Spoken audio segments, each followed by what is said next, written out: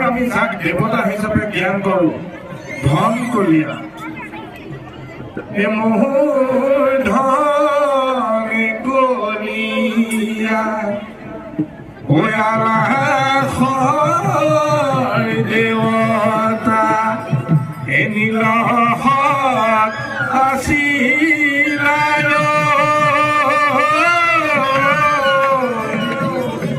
কলিমতি লতাই ৰঙালী লগে হৈ কলীয়া বৰতে ৰহিলাই এই যে কলিমতি বিহুৰ আৰাধ্য দেৱী বুলি আমি জ্ঞান কৰোঁ আৰু ধন কলীয়াক বিহুৰ দেৱতা হিচাপে জ্ঞান কৰোঁ। গান্ধাৰ অনুষ্ঠানে এটা সাংঘাতিক পদক্ষেপ